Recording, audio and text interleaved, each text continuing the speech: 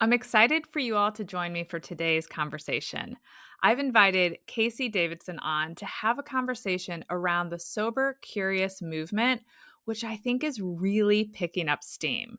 Casey is a certified life coach and a master practitioner in core energy leadership.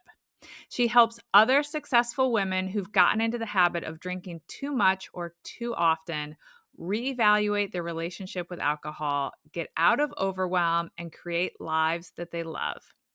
If you've been curious about the sober curious concept or movement, this episode is for you. Hi, I'm Allison Egidi, a pediatric sleep and wellness coach and a mom of two. I love to help parents find solutions. This is How Long Till Bedtime.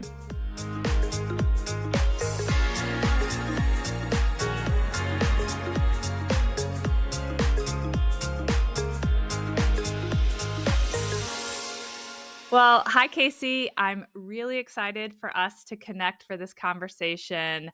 The first question I always like to ask my guests, and I think yours is going to be good.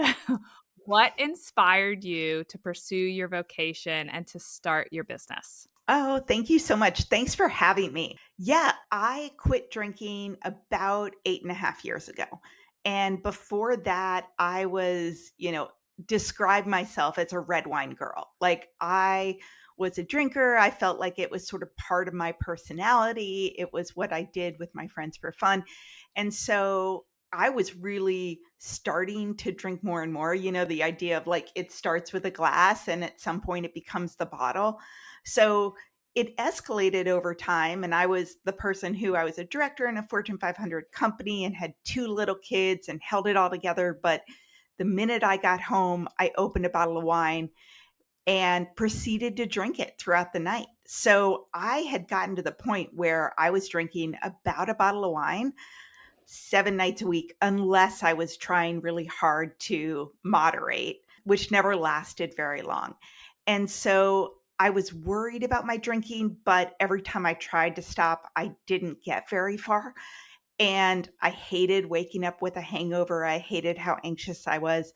So I ended up, pulling this string of finding sober podcasts and quit lit books, which are books about quitting drinking for women, and sober coaches and online groups. I ended up hiring a sober coach and went from, day one to 30, 100, 6 months beyond. And I felt so much better. It was incredible. And so a couple years later, I decided to go back, leave corporate, become a life and sobriety coach, and help other women. And I work pretty much exclusively with high achieving working women because it's way more common than you think it is to use alcohol to unwind after a big day or start the second shift with your kids. And everybody drinks so much, you can really fly under the radar while feeling awful. Totally. I'm curious if there was a tipping point. So I have some friends who have moved into this kind of sober, curious world and are testing out being sober. And I can think of one who said there was a night where the next day she decided, no, I can't let this happen again. And I have others that say it just was this nagging feeling. And then they just decided on this date they were going to get started. Was there a moment where you thought, I can't go on? Or did you just slowly dabble into it out of truly just being curious and you finally decided to pull the trigger? Yeah. I mean, I think one of the things that is very cool about the sober curious movement is in the past, there was this idea, which I am convinced the alcohol companies adore. The idea is there are alcoholics, which, by the way, I hate that word. I don't use that word to describe myself or anyone else unless they self identify. But the idea in popular culture and the media is like there are alcoholics, these people over there who cannot drink. Yes. And then there's everyone else who are like quote unquote normal drinkers. Mhm. And that means that if you don't, opt into that label, then you can and you should drink. That's the way it's sort of presented in society. And now that we've moved on to the sober curious movement, a lot of information about the health impacts of alcohol are coming out. The younger generations, Gen Z and millennials, are drinking significantly less than Oh. Gen X and baby boomers. Gen X and baby boomers are by far the biggest drinkers. But the idea is that you no longer have to hit like a deep bottom to decide you don't want to drink. It's way more accessible to be like, gosh, I don't feel very good. I'm worried. I'm going to take a break. There's more resources. So for me, it was sort of the death of a thousand cuts. I mean, I was not a take it or leave it drinker, hadn't been since college. Like, I love to drink. And I had taken time off before and realized how much better I felt when I wasn't drinking. So, realized I was happier. My anxiety was down. I was more connected with my husband. And then I went back to drinking. And every 3 a.m. wake up, every time I couldn't remember conversations from the night before, every time I put on eyeliner and my eyes were bloodshot, I knew it was the alcohol. And at that point, I was like, I'm going to have to stop. It's just a question of when. Mhm. Mhm. Yeah, and I also, um, as you were talking, I was thinking, "Oh, I have another friend who talked about the narrative in her head every evening around, 'Am I gonna drink tonight? Am I not gonna drink tonight?'" And she ultimately took a break. She woke up feeling great. So, she is Mhm. someone who has a high tolerance, never had a hangover, even back when we were younger and we legit Okay, that's partied. amazing. Yeah, yeah, she has a gift. So, even back when we were younger and we were legit partying, she could wake up and, go for a run and feel like $1,000,000. But what started to nag her was the internal dialogue of, well, am Yeah, I going to have a drink? Is this good for me? This probably isn't good for me, even though I feel okay. And she ultimately said to stop the dialogue, she just had to take a break. Do you yeah. find that that's the case for a lot of women as well? Yeah, absolutely. It is so much easier to just not drink at all and take a period of time, a longer period of time without alcohol.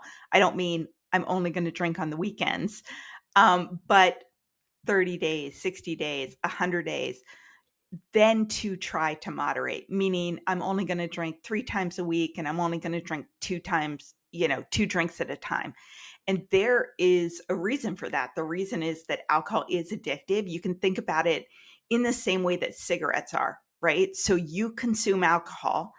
It's really interesting because it's both a depressant and a stimulant, and it really messes up your nervous system.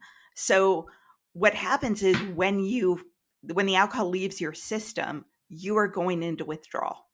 And the way to feel better again is to have another drink. Right. And it's a cycle. So meaning if you only drink on the weekends or if you go 2 weeks without drinking and then drink again, you are never getting out of that craving and withdrawal cycle. You just aren't.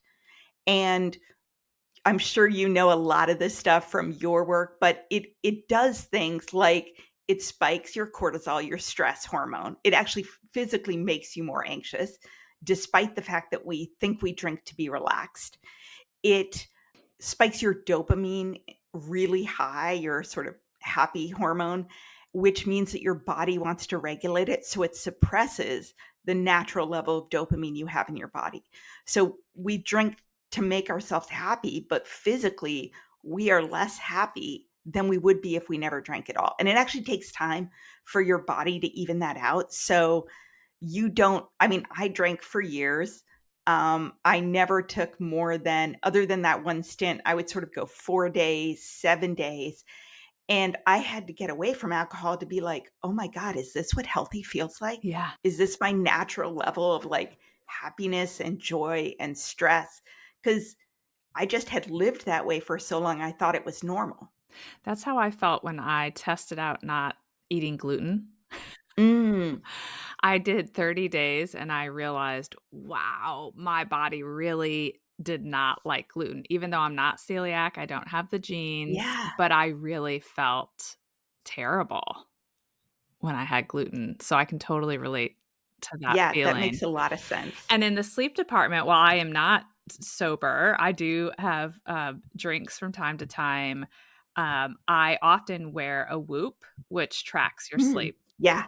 and every time I look at it, particularly if I ever pass the 2nd drink, like, I can never go for a 3rd because the data is so bad Yes. on the quality of my sleep, and I am also someone who, if I drink, will get anxiety, and so I can relate to that, being up at 3 AM and my head is spinning, and it can be a real roller coaster, when your body shifts into that Yeah. anxious mode.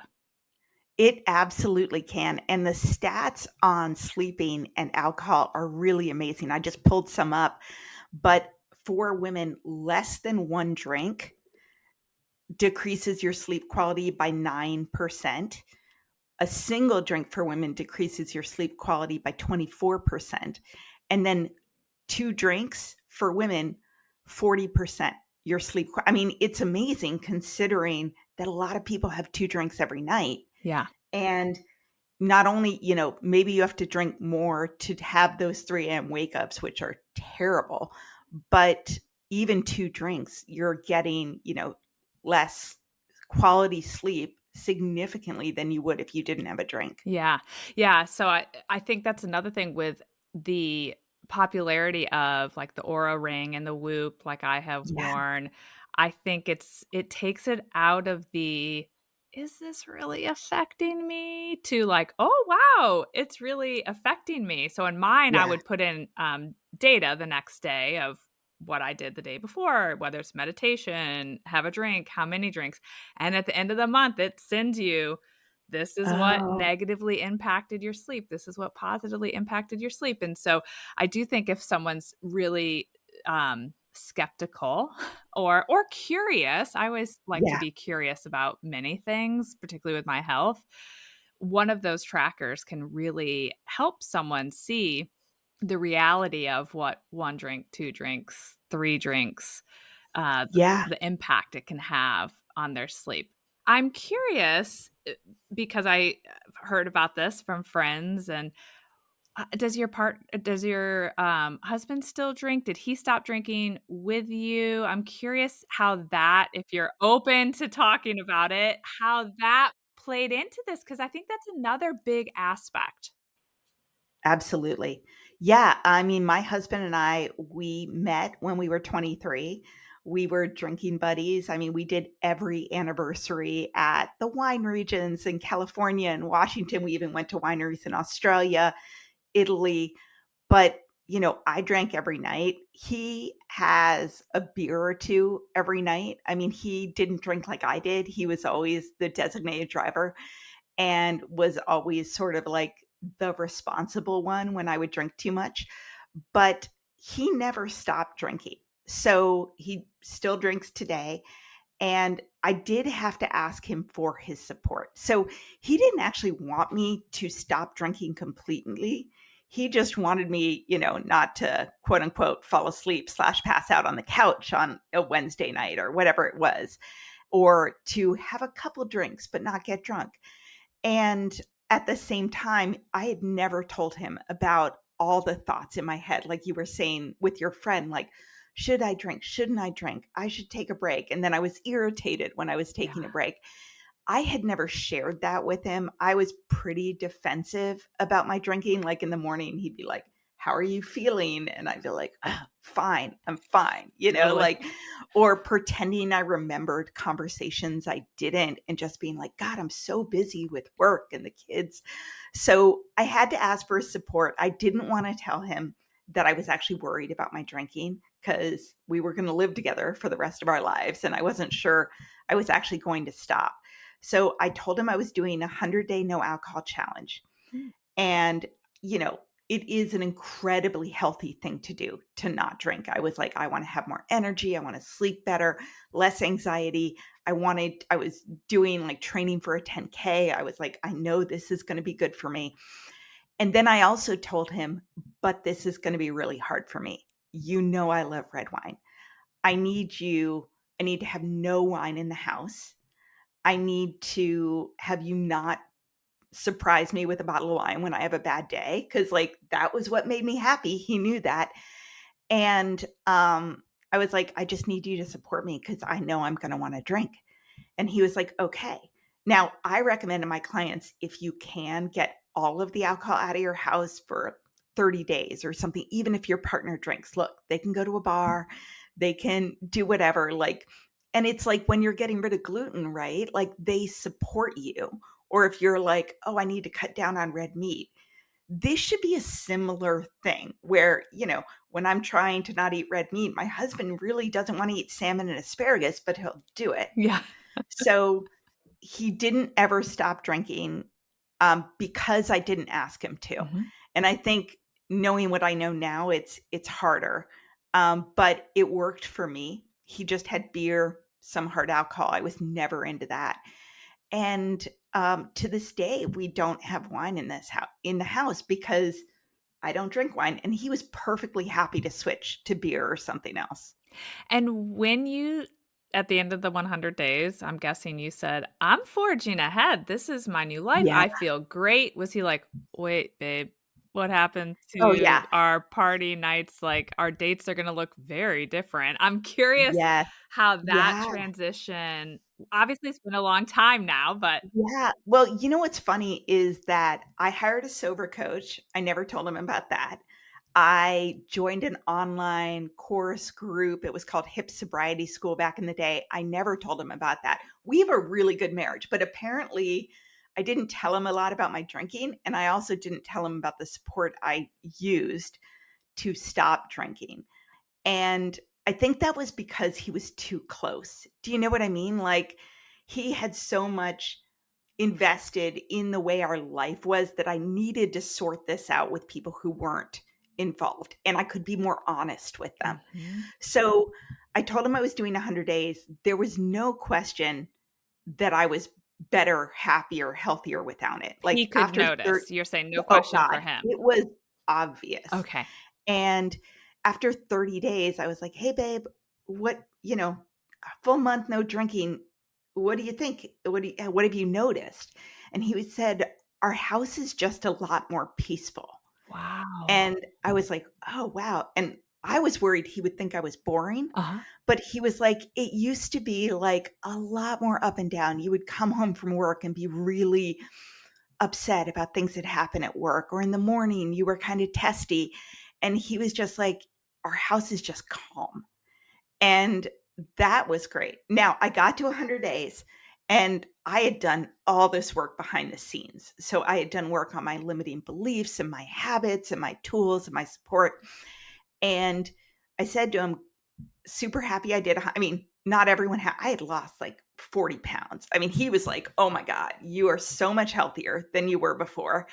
Um, Alcohol is not good for your body or your skin or anything like bloating. But I said, "Okay, I'm gonna go for 6 months now." And that was where he was like, "Okay, what's going on?" Because we were going to Venice and Croatia Uh-huh. during that time period, and it was my 41st birthday, and he was like, "You are not gonna drink in Italy," because 'Cause we'd been there before, and I was a red wine girl, and I was like, "I am not gonna drink in Italy." And then he was just like, "All right, I don't know how I feel about this," right? Because we used to sit in the squares, and I'd get a carafe of red, he'd get a carafe of white. It was like our thing. And, but he supported me. And so he was like, "All right, I mean, if this is what you want to do." The good thing about those 100 days is it really eased us in. So we had to go through during that time period a holiday, his birthday, date nights, so we were able to see like, "Oh my God, we still do X, we still do Y, we still do Z, you can still have sex. It's okay. Yeah. We can still laugh." Things needed to change in terms of what we did. I was no longer we used to do like bar crawls where we'd have a drink and an app at every place we went. So instead I was like, "Oh, this coffee shop has live music," or "Let's go to the waterfront and bring our books and listen to music." And then I would bring my non-alcoholic beer and he would bring his drinks, and it was fine. But I think it does help to ease people into it because a lot of us have our spouses as drinking buddies. And it does shift what you do, your relationship, how you communicate. A lot of partners are scared about what it will mean for their own drinking. They're scared about like how are we going to have fun? You know, when you have kids, your universe of fun is pretty limited. Yeah. But the truth is like I wasn't that much fun when I was totally out of it and, having a party by myself on the couch either. Right. So it was a shift, but it was a good one for us. And, I'm thinking of one couple I talked to, where they've at different times, they've both taken a break from drinking or just one of them has, and both of them said, "We actually argued a lot less." Oh god, yes. You argue so much less. I couldn't I couldn't tell, like, when I had stopped drinking, like, my husband would come over to me when I was doing the dishes and kiss me on the cheek and be like, "You're a really good mom." And I was like, "Has he always done this?" And I just dismissed it because I didn't believe it was true. Or is this something new because I'm so much more affectionate and present and happier and calmer? But the only time we used to fight was after I'd been drinking. And I don't like conflict. I don't like to fight. But once you're drinking, it kind of messes with your head and all those resentments come out. Totally. How about your friend group? So, I've actually been pleased when I've had for health things, I've had bouts of not drinking and, I thought it's been fine. Like, I've gone, 3 months, and recently in our neighborhood, there's been friends of mine who haven't been drinking and they're still out kind of with the same group, although sometimes I notice them leaving much earlier, probably because 'cause they're making good Mhm. decisions. Um, but I'm curious, did your friend group change? Because I do have a very close friend who she and her husband both stopped drinking, and she did say their friend group changed, and Mhm. her view was that the other people felt uncomfortable. That Yeah. it wasn't Yeah. that she didn't wanna hang out with people who drank, but it's like they didn't want to hang out with them when they weren't drinking, and so I'm curious in your experience or with the people you work with, how do you see the friend shift? Because I think people have a lot of anxiety about that. Yeah. They do.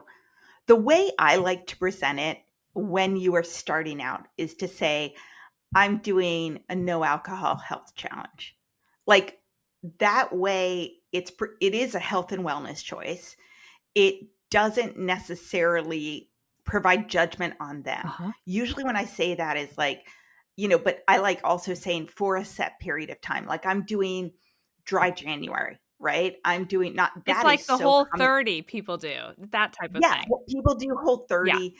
Personally, I like 100 days because 30 days, you spend half the first 2 weeks, like, not feeling as good as you could, and then the next 2 weeks, you're basically counting down to drinking as your reward for not drinking. You never get to, like, just live and see what life is like without it.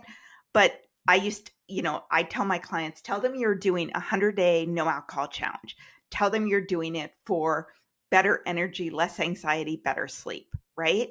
What I've seen happen there is the conversation immediately shifts to whatever they're doing or should do or used to do for your health. So you say that, and suddenly everybody's telling you about their Peloton Oh, or their totally. 10K or their Whole 30. Like it shifts it to whatever they're doing to take care of themselves or what they want to do. Now, people will do a couple things. Your friends will do a couple things. One, they might say something like, "Oh my God, I could never do that." Okay, that's cool. A lot of people don't run I marathons. hear that That's about like, gluten too. yeah, totally. Some people will shrug and not care, and that blew my mind because if you're a drinker, you really care. Some people give you a really hard time, and that is all about their own relationship with alcohol. If they're like, "Oh my god, have one, do this, do that. That's so lame. We're not gonna have fun." That to me is they are uncomfortable with me not drinking because it's going to somehow reflect on their ability to drink or how their drinking looks. And that's the way we've always connected before. So the way I think about that is if I decided to be a vegetarian and they gave me a ton of pressure to eat meat, that would be a really bad friend thing to Yeah. be. Like, you would be a jerk, You right? would not be friends. You would not be friends. So, sometimes I let that go. The only people that I really talk to extensively are the people who are like, "Really? How is it? Is it hard? I've been thinking about my own drinking." I mean, you will be shocked. Drinking is like the one topic that nobody discusses. You can talk about struggling with sugar, you can talk about struggling with nutrition, you can talk about anxiety, therapy, depression, your marriage, but somehow alcohol is like, I better not say anything about this. I think it might be because of that people might think I'm an addict, and Yes. there's that stigma around that, and which I do think is getting better, by the way. Oh, it's getting so much better. I Yes, mean, but I think people are like, "I don't want them to think I have an addiction, yeah. that I'm an alcoholic," and so I think that has been part of that. Oh, yeah, absolutely. And because of that, nobody talks about trying to moderate and failing to moderate this highly addictive substance that is everywhere. Now, it's shifting so much that I went to a restaurant with my husband last night. It literally was they make their own alcohol, like a spirits distillery. They had like 1,000 different kinds of hard alcohol. I'm 8 years sober, so I was totally cool with it and went there. And on their menu, next to all of the stuff that they, brew and have and make, was a couple things. They had their canned and bottled beer, and number one was Athletic Brewing Company, which is Oh, my yeah. absolute favorite. My husband likes those. Yeah, non alcoholic beer before they listed the other ones. And then they had a mocktail part of the menu. Mocktails, zero proof cocktails, call it whatever you want. But under the mocktails, they said in a sentence, for the sober curious, those under 21, or people not drinking for any reason. And the Amazing. fact that they put sober curious on there and had like six different options, some of which, by the way, had non alcoholic gin and vodka and whatever in it, there are those options, was pretty amazing in a place that was centered around alcohol. That is amazing. On the topic of sober curious, how do you define it? So I do think it's something we're hearing about more and more, but I'm curious, how do you define sober curious and what do you think has made the movement take off? Because I really Yeah. feel like every month that goes by, it's growing, which is great for everyone's health. I'm curious your thoughts on what is Yeah. sober curious and why is this movement taking off right now? Yeah. Well, I think there are a couple things. Dry January is a huge thing. It was started 10 or 12 years ago in the UK and has really come into the mainstream.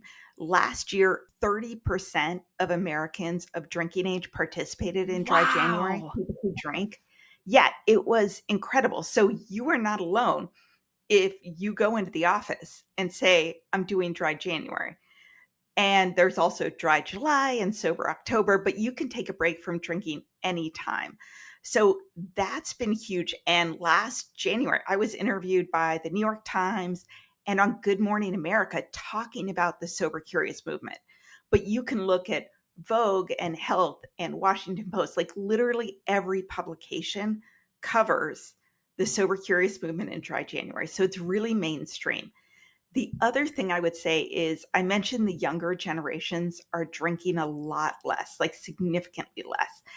And there are a couple, they really popularized the sober curious movement. So, sober curious means anyone who is looking at their alcohol consumption and wondering what a time period away from alcohol would feel like or be like. And they can be either switching non alcoholic drinks with alcoholic drinks, they can be ratcheting down their alcohol consumption, or my favorite, they're taking a dry January or longer period of time away from alcohol.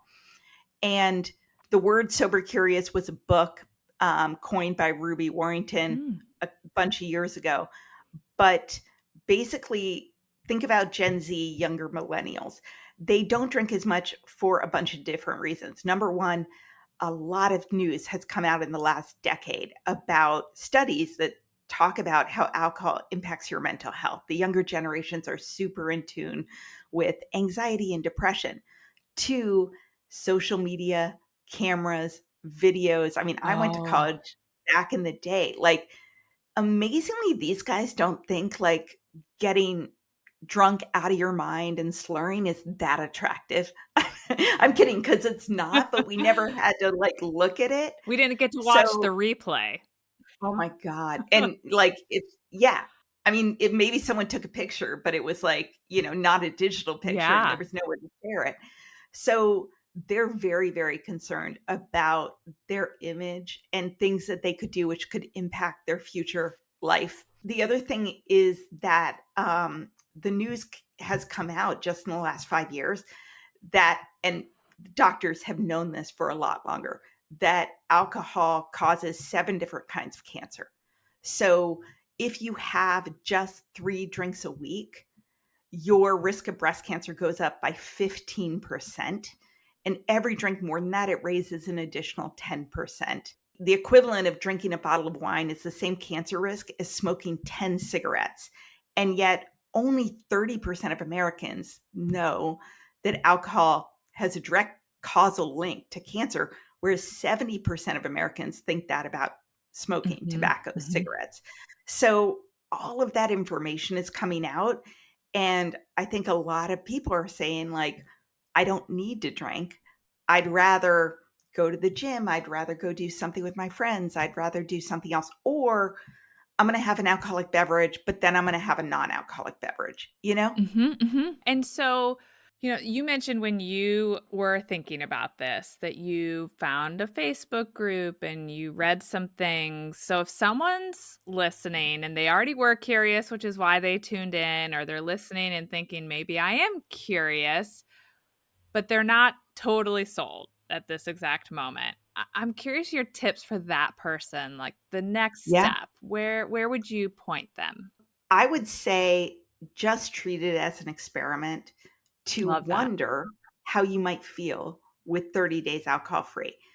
Typically, what you will see if you take a selfie on the last day you drank or the morning after, and you take a selfie every week, you are going to see the difference in your face, in your eyes, in your skin, in how bloated you are. I mean, it's amazing. Alcohol is like poison to your body. You will feel the difference. And I would also tap into resources that show you that you are not alone and sort of combat all those ideas that we've been taught that drinking is good and makes events more fun and lets you connect with your partner. So I have a podcast. It's called the Hello Someday podcast for sober, curious women.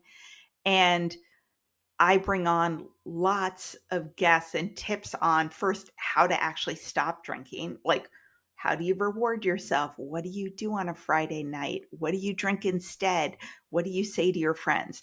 But also therapists and coaches and authors talking about all the reasons we drink, perfectionism, imposter syndrome, parenting, and how to manage those triggers, those reasons to drink, work stress in healthier coping ways. Mhm.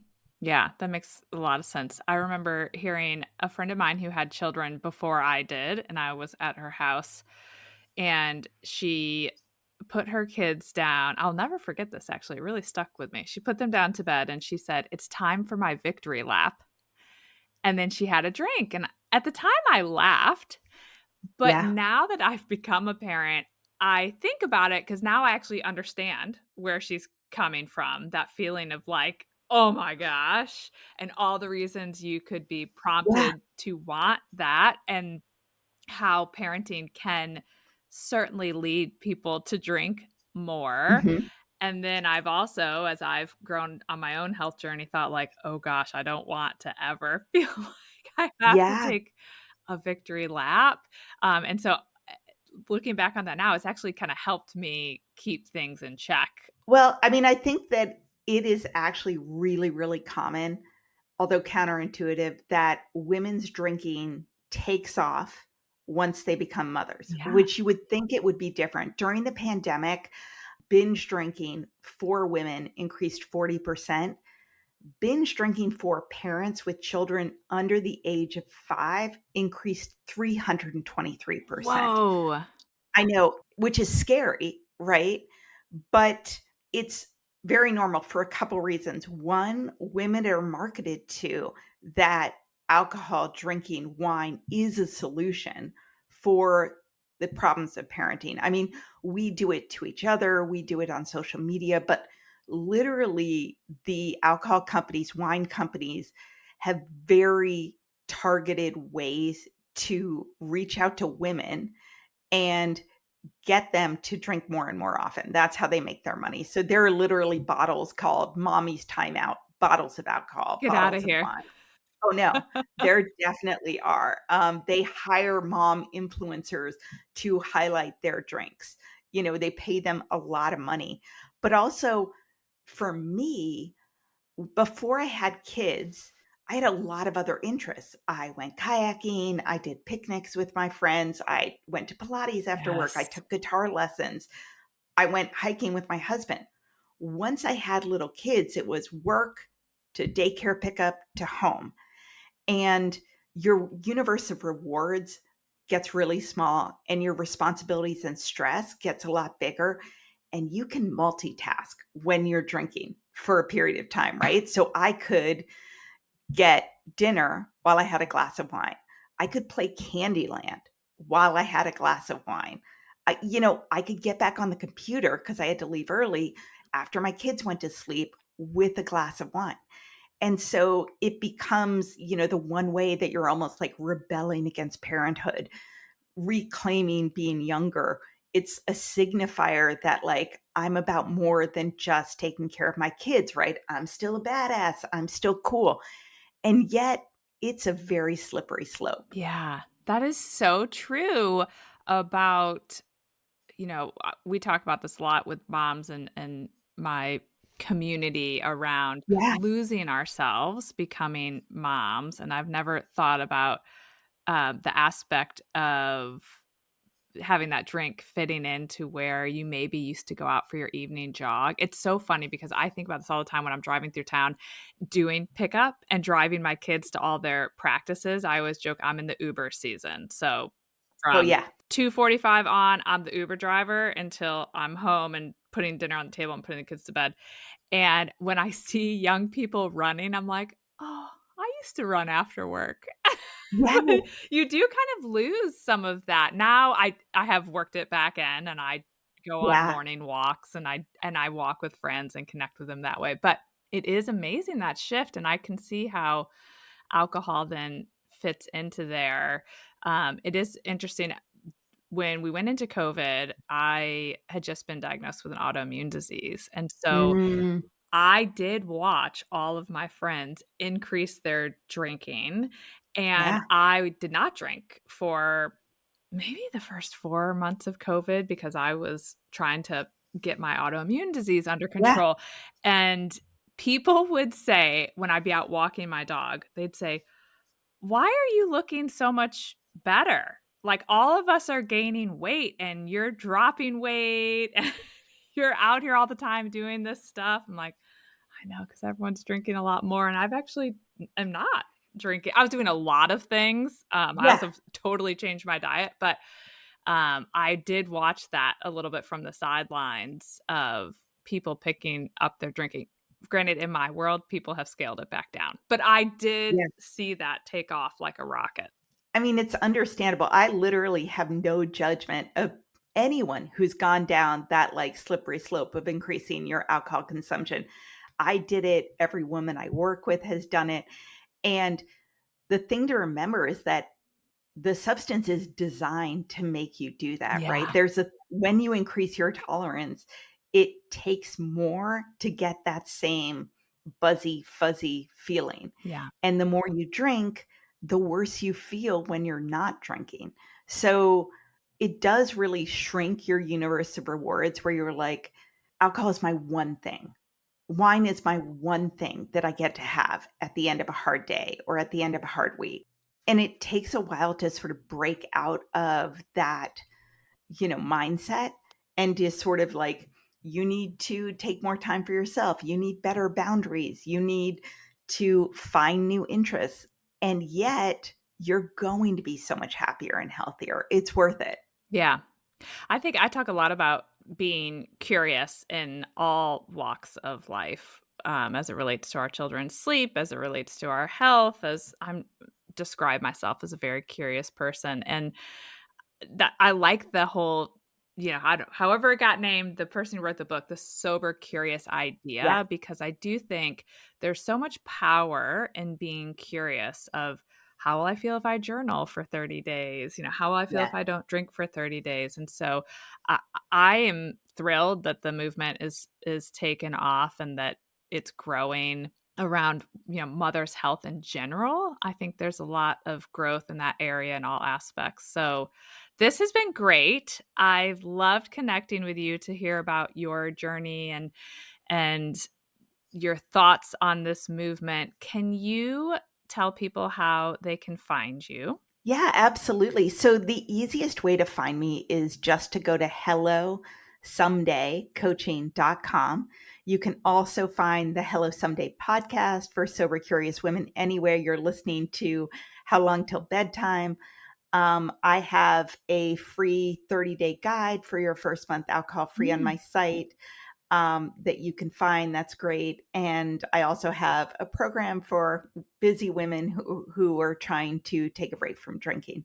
Awesome.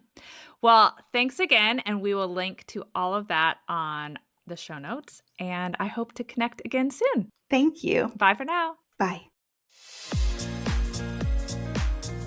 Thank you for listening to How Long Till Bedtime. To learn how we can work together to improve your child's sleep, please visit sleepandwellnesscoach.com.